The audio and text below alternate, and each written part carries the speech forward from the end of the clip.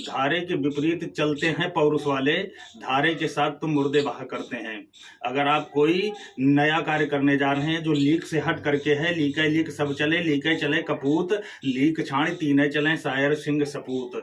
अगर आप बनी बनाई परिपाटी से हट करके कोई नया कार्य करने जा रहे हैं तो आप निसंकोच करिए और निडर होकर के करिए, निर्भय होकर के करिए, आपको सफलता 100% मिलेगी।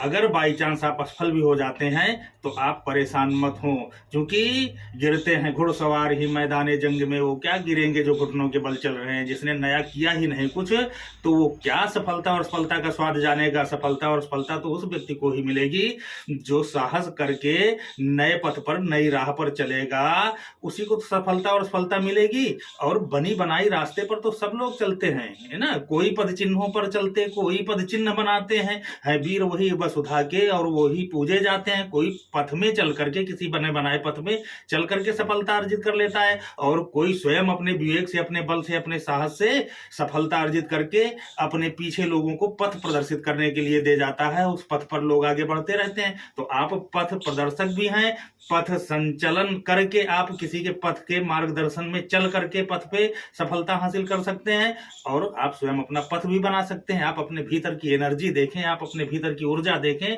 आप अपने भीतर की शक्तियों को समझें और आप अपनी सफलता का मार्ग स्वतः ही बनाएं। आप निश्चित ही सफल होंगे। चाहे तो किसी के पद चिन्हों पर चल करके आप अपने आप को सफल करें, और चाहे आप स्वयं कोई निर्माण करके, कोई स्वयं अपना लक्ष्य बना करके उस पर सफल हों, आपका अनुसरण समाज करेगी।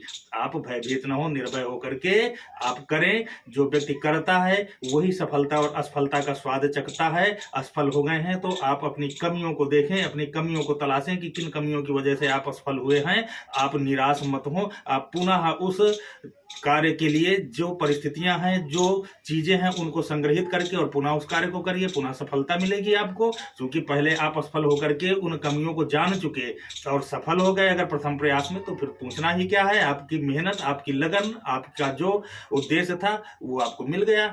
तो सफलता और असफलता के चक्कर में न पड़ करके आप लक्ष्य का चयन करके और अपने उस शक्तियों का प्रयोग लक्ष्य प्राप्ति के लिए करें। लक्ष्य तो मिल ही जाएगा।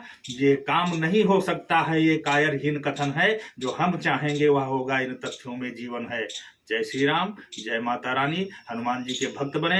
हनुमान जी का भक्त कभी कभी भी भयभीत नहीं होता है। वह निर्भय होकर के इस समाज में और इस संसार में अपने आप को स्थापित करता है, भगवान के मानदंडों को स्थापित करता है, शास्त्र पद्धतियों के अनुसार जीवन जीता है और इस समाज को सही दिशा के लिए अग्रसरित करता है। आप हनुमान जी के भक्त बने, हनुमान जी की शरण में रहें, हनुमान चालीसा पढ़ें, सुंदरकांड पढ़ें। आप जो भी कर सकते हैं वो करें। हनुमान जी आपको मार्ग देंगे ही देंगे। कौन सो कार्य कठिन जग माही, जो नहीं होता तात तुम पाही।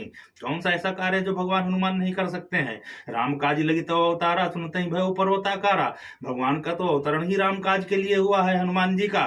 और वो राम काज आपको केवल उस रामायण में नहीं घुसा है कि उन चौपाइयों को पढ़ लिया राम काज हो गया। अरे राम काज करने के लिए आपको जो भगवान राम के द्वारा प्रतिपादित कार्य हैं उन कार्यों को करना भी पड़ेगा। भगवान हनुमान जी राम काज करते हैं। राम काज सीख करके आप हनुमान जी से आप भी राम काज करिए। विप्रधेनु सुर संत हित लीन मनुज अवतार। आप जहां पर भी बुराई देखें, जहां पर अनीति देखें, उसके विरुद्ध आप अपने आप को सक्षम करके खड़ा करें।